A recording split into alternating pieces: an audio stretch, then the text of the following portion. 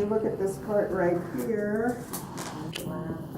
this is supposed to be right there. Because handling it made the thread, which is only from the 1920s, and that was probably the 1980s, only 60 years old, but the thread started to break.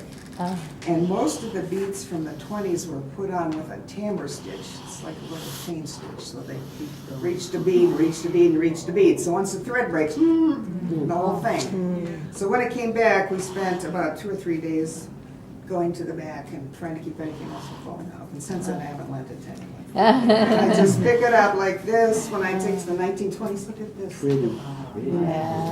This is all silk chiffon. And I wouldn't today, knowing what I do, even put this on display, because the weight of that bead is gonna, you have to think of life. Here we are, healthy, and eventually we're gonna go downhill and we're gonna die. No matter if the Chinese are trying to keep us from building. And a textile has a life, you know, it's gonna go down. So the idea is, if you would take care of yourself, like they tell us, eat right, exercise, get your sleep, you know, da-da-da-da, it will prolong your life or you'll feel better. And the textiles are the same way. So the idea is to keep them in as good a shape as we can for as long as we can so that they can be enjoyed by other people.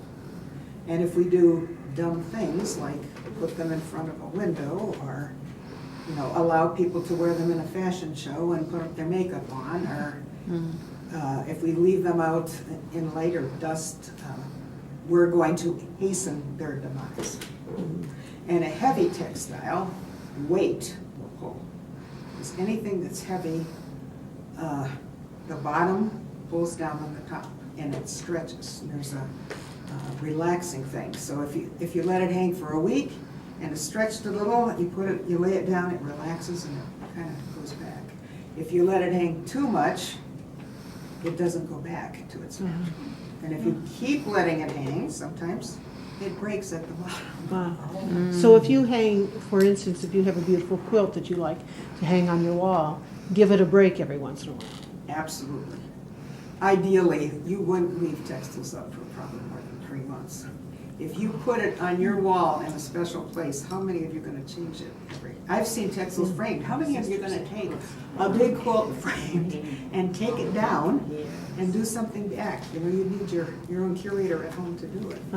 So if you were hanging a quilt, like that spot up there is not bad, in the sense that there's no direct light coming in on that. There's a chandelier on, but it's probably not on all the time. And the light is indirect. And then, I think it had a chest in front of it, didn't it? Chest in front. Because if it didn't, you know, your kids could come along and feel it. So you can position it out of light. You want enough light, you can admire it, but you don't want it. And then you could position it so people wouldn't be touching it all the time. So you wouldn't hang it on the, you know, the door to your kitchen, you know, your kids would. So